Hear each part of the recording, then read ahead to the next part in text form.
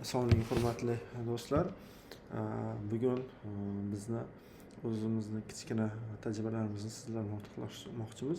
Ko'pchilik intervensiyalar bo'ladigan asosiy muammolardan biri bu distal landing zona yo'q bo'lgan holatlarda nima qilish mumkin degan savol bo'ladi. Sababi oyoq arteriyalarining angioplastikasi bilan shug'ullanuvchi mutaxassislar biladiki, agarda masalan oldi yoki orqa boldir arteriyasining distal qismlari bo'lmasa, даже plantar arteriya yoki tilniy arteriya, ya'ni arteriya dorsalis pedis distal qismlari bo'lmagan holatlar yoki duga bo'lmagan holatlarda bu amaliyotlar juda ham mushkul bo'ladi. Sababi kasallikni og'irlashtiruvchi holatlar, distal tomirlarni diametri kichkinaligi, kalsinozni darajasi kabi omillar natijaga to'g'ridan-to'g'ri ta'sir qiladi. Bu ham aynan shu bizga kerak bo'lgan angiom yoki von som konsepti, ya'ni jarohat qaysi joyda joylashgan bo'lsa, o'sha jarohatni to'g'ridan-to'g'ri qon bilan ta'minlash holat bo'lmaydigan holatlarda amaliyotni muvaffaqiyatli darajada pastga tushib ketadi.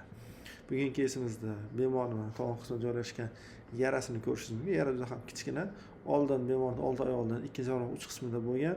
Doppleri bo'yicha bemorning old tibial arteriyasida qon oqimi 36-38 sm/sekund bo'lganligi sababli biz o'yladik shu yara uzoq muddatda bo'lsa ham bitishga muvaffaq bo'lgan. Lekin orqa tarafda 1 oy, 1,5 oy oldin yara paydo bo'lgan. Orqa tibial arteriyada umuman qon oqimi yo'q. Faqat kollaterallar orqali qon bilan ta'minlanmoqda. Distal arteriya qismlari ham kontrastlanmaydi. Dopplerda ham ko'rinmaydi. Asosiy tashxis qandli diabet, 54 yoshdagi erkak, 22 yillik qandli diabet, Wagner bo'yicha 2, Wi-Fi bo'yicha 1. Hozir yarani o'zingiz ko'rishingiz mumkin. Yurak fraksiyasi saqlangan, Doppler bo'yicha ma'lumotlar keltirilgan.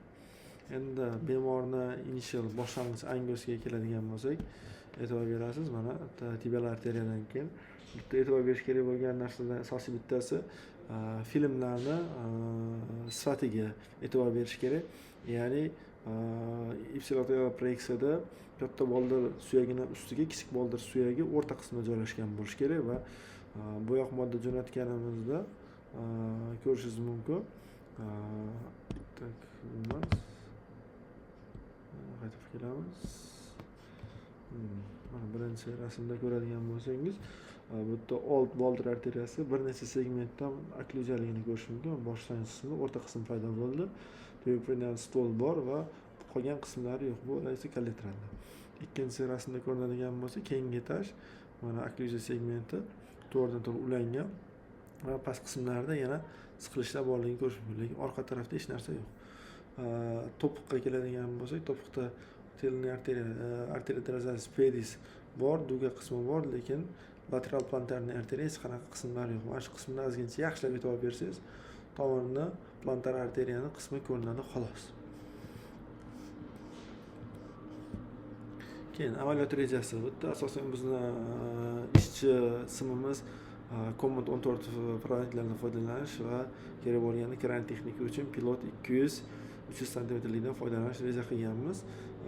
Dastlab arteriya tibias anterior orqali arteriya dorsalis pedisning reorganizatsiyasi va duga orqali arterial yo'l orqali lateral plantar arteriyaning distal qismlarini reorganizatsiya qilish va keyinchalik antegrat yo'nalishda shu kelgan paytimizda bizga chiqadigan prosvet bo'lishi kerak bo'ladi. Shuning uchun dastlab faqat yagona yo'llardan bittasi shu duga orqali aylanib, juda ham ehtiyotkorlik bilan lateral plantar arteriyaning distal qismini kengaytirib paydo bo'lib olishimiz kerak. Ikkinchi bosqichda esa arteriya posteriorisining o'zi orqali tushib, arteriya reorganizatsiya qilish rejalashtirilgan. Balonlar odatda 2-2,5-3 mm balonlar rejalashtirilgan va ayrim holatlarda dugada aylanadigan holatlar uchun maxsus kichkina o'lchamli, masalan 120 ga 20 yoki 15 OTV emerge balonlardan foydalanish tavsiya qilamiz yoki maxsus mikrokatetrlardan foydalanish mumkin. Mana old tibial arteriya va arteriya dorsalis pedisga kelib zapis qilganmiz. Bo'yoq modda jo'natgan, bo'yoq modda ko'rishingiz mumkin. Mana duga va mana shu yerda kichkina qismi ko'rinadi. Lateral plantar arteriyaning qismi ko'rinib turibdi xolos, boshqa joyi ko'rinmayapti. Juda ham ehtiyotkorlik bilan nozik arteriya spazmga uchramasdan bu tarafga o'tib reorganizatsiya qilish kerak. Film angiosini ko'rishingiz mumkin. Hech narsa paydo bo'lmayapti. Ikkinchi filmda bo'ladigan bo'lsa, biz to'g'ridan-to'g'ri simimizni juda ehtiyotkorlik bilan arteriyalarning distal qismigacha olib bordik, lekin bu yerda o'sha tomir perforatsiyasi asosan 1,20 ga 20 Evers ballonlar bizga asqotdi, chunki uzun ballonlar kalsinozda o'zgarishlarda o'tishi qiyin bo'ladi va juda ham kuchli bosim bilan o'tkazishga harakat qilish tomir perforatsiyasiga sabab bo'lishi mumkin va tomir spazmiga sabab bo'lishi mumkin. Chunki hozir orqani ocha olmadik, ishlab turgan bitta olti boldir arteriyasi ham kuchli, masalan, ballonni itarish orqali tomirni spazmga tushirib qo'yishimiz sababli bitta ishlab turgan tomirdan ham ayrilib, bemorning oyoq amputatsiyasiga sabab bo'lib qolishimiz mumkin. Keyin vayrni shu joyda qoldirib, ikkinchi dostupga o'tdik, ya'ni ikkinchi vayr olib, komment olib, screenshot texnikasi yordamida mana ko'rilganda qayerdaligi tomirni aniqlashga harakat qilinadi. Ya'ni chiqqan joyini aniqlash juda ham mushkul. Ya'ni kichik boldir arteriyasi va katta boldir arteriyasi qayerdan chiqqanligini baholash juda ham mushkul bo'ladi. Ayniqsa ayrim holatlarda tomir anatomiyasi anomal shaklda rivojlangan bo'lishi mumkin. Aynan shu keysda ham tomir arteriyasi anomal, ya'ni kichik boldir arteriyasidan to'g'ridan-to'g'ri katta lateral plantar arteriyalar, orqa boldir arteriyasi chiqqanligini ko'rishimiz mumkin. Buni biz tomirni rekonstruksiya, kichik boldir arteriya rekonstruksiya qilish jarayonida tushunib yetdik va provodnik o'tgandan keyin mana ikkinchi rasmda ko'rishingiz mumkin. Ballon bilan kelib lateral plantar arteriya kalsinoz qismi ko'rinib turibdi.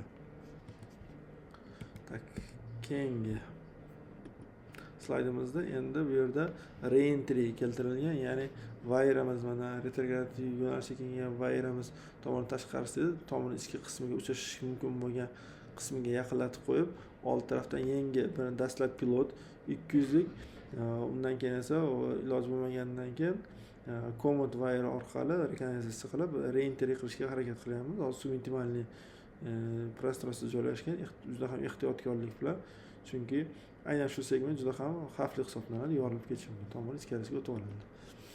Reentry bo'ldi, keyin vayrni old boldir arteriyasiga tepaga chiqarib olinadi va to'g'ridan-to'g'ri dastlab shu segmentda old tarafda ishlatgan ikki ballonimiz, kayot balloni yorilib ketdi va odatda kalsinoz, juda ham kuchli kalsinoz yoki izgiblar bo'lgan holatlarda kayot balloni sal o'zini kamchiliklariga ega. Bunaqa holatlarda Oceanus balloni, ispanskiy firmasi ismida yo'q. Oceanus balloni juda ham asqotadi. Uni crossing profili juda ham ingichka va kayot o'tmagan kalsinoz o'zgarishlarida juda ham yengillik bilan o'tib ketishga yordam beradi va orqa boldir arteriyasi yaxshilab ballon qilindi va old boldir, keyingi filmdan ko'rib turibdi. Old boldir arteriyasi mana film shaklida mana material ballon qilib sekin-sekinlik bilan tepaga qarab chiqa olindi va ballon qilindi. Orqa va old boldir arteriyalari final natijani ko'rishingiz mumkin. Orqa va old boldir arteriyalari kichkina disseksiyalari bor, lekin bu bemorda uzoq ishlangan hisob ko'rib tegmaslikka qaror qildik va keyingi filmda ko'rishingiz mumkin. Mana old va orqa boldir arteriyalari lateral plantar arteriyaga yaxshi qon kelmoqda. To'g'ridan-to'g'ri yara sohasiga qon oqimi tiklandi.